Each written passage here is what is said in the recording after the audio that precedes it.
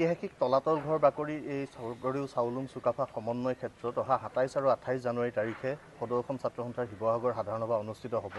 আজি আমাক উৎসাহিত কৰিবৰ কাৰণে, আমাক প্ৰেৰণা দিবৰ কাৰণে শিৱসাগৰ দিনী মাদ্ৰাছাৰ সন্মানীয় অধ্যক্ষ আতিকুৰ ৰহমান কাশ্মী ডাঙৰীয়াৰ নেতৃত্বত, নআলি যুৱ সমাজৰ যুৱ বন্ধুসকলৰ নেতৃত্বত দিনী মাদ্ৰাছাৰ এটি দল আমাৰ এই স্থানত আহি উপস্থিত হৈছে। আমাৰ খা খবৰ কৰিছে। তাৰ সমান্তৰালভাৱে তেখেতলোকে আজিৰ এই পবিত্ৰ জুম্মাবাৰ শুক্ৰবাৰ দিনটোত তেওঁলোক আমাৰ এই যি মূল থলী, মূল মণ্ডপত তেওঁলোক উপস্থিত হৈ তেওঁলোকে এটি দোৱা কৰিছে।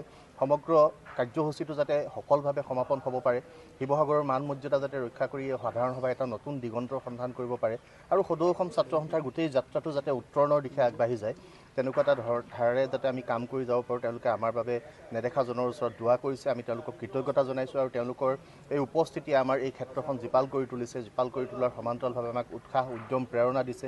আৰু তেওঁলোকে যিহেতু আমি কওঁ যে সদৌ অসম ছাত্ৰ সন্থা ছাত্ৰ ছাত্ৰী সংগঠন আৰু অসমৰ ৰাইজ আমাৰ অভিভাৱক, আৰু আমাক অভিভাৱকত্ব দিবৰ কাৰণে আজি তেওঁলোক আহি আমাৰ মাজত আহি উপস্থিত হোৱাৰ পুনৰবাৰ তেওঁলোকক আন্তৰিকভাৱে কৃতজ্ঞতা জনাইছোঁ, ধন্যবাদ জনাইছোঁ। আৰু আশা কৰিম আমাৰ এই যাত্ৰাটোত তেওঁলোক যিধৰণে আমাৰ সদায় সাৰথি হৈ আহিছে, আহিব লগা দিনতো আমাক এনেধৰণে সাহচৰ্য দি যাব, সাহস দিব, উদ্যম দিব, জাতিটোৰ কাৰণে কিবা কৰিবৰ কাৰণে সদৌ অসম ছাত্ৰ সন্থাই যাতে মাৰ বান্ধি থিয় হৈ থাকিব পাৰে, সদায় শক্তিশালী এটা জীয়া জাতি হিচাপে অসমীয়া জাতিটোক বিশ্ব দৰবাৰত প্ৰতিষ্ঠা কৰি ৰাখিবৰ কাৰণে সদৌ অসম ছাত্ৰ সন্থাই যাতে সংগ্ৰাম অব্যাহত ৰাখিব পাৰে, তেনেকুৱা ধৰণে আমাক যাতে নেদেখাজনেও আশীৰ্বাদ কৰে। আৰু ৰাইজৰ আশীৰ্বাদ আমাৰ বাবে আজিৰ দিনটোত আমি খুব আশাৰে তেওঁলোকৰ পৰা এই আশীৰ্বাদ গ্ৰহণ কৰিছোঁ।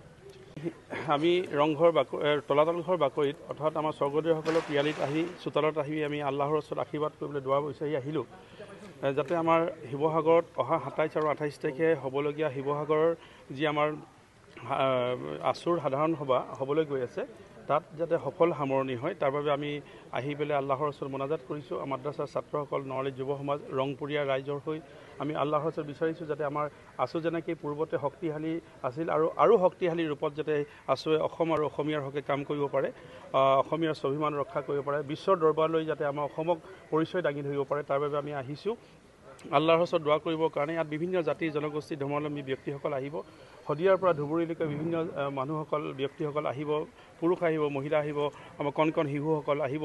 সকলোৰে যাতে আল্লাহ পাক ৰব্বুল ইজ্জতে তেখেতসকলক সকলো দিশৰ পৰা যাতে অহা যোৱাৰ ক্ষেত্ৰতে হওক, ইয়াত থকাৰ ক্ষেত্ৰতে হওক, কোনো প্ৰকাৰ যাতে আকস্মিক বিপদ আপদ নহয়, আৰু কোনো চকু চৰহাসকলৰ চকুৰ পৰা যাতে আমাৰ আছুৰ নেতা কৰ্মীসকল, আছুৰ সেনাসকল যাতে সকলো তৰফৰ পৰা যাতে নিৰাপদে থাকে, তাৰ বাবে আমি দোৱা কৰিছোঁ।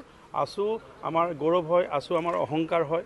আছুৱে অসম আৰু অসমীয়াৰ হকে যিখিনি কাম পূৰ্বতে কৰি আহিছে, আজি কৰি আছে আৰু আগলৈ কৰি যাব, তাৰ বাবে আমি আছুক ধন্যবাদ জনাইছোঁ। আৰু অহা ২৭ আৰু ২৮ তাৰিখে হ'বলগীয়া আমি এই অধিৱেশন সাধাৰণ সভাৰ বিষয়ে আমি দাউলদি শিৱসাগৰ দিনী মাদ্ৰাছাৰ ছাত্ৰসকলকো লৈ আহিছোঁ। আমি সকলো সময়তে প্ৰস্তুত হৈ আছোঁ যাতে আমি অনুষ্ঠানভাগিক সফল হ'বৰে, তাৰ কাৰণে আমি কিবা সহায় লাগিলেও আমি কৰিবৰ কাৰণে প্ৰস্তুত আছোঁ। ধন্যবাদ।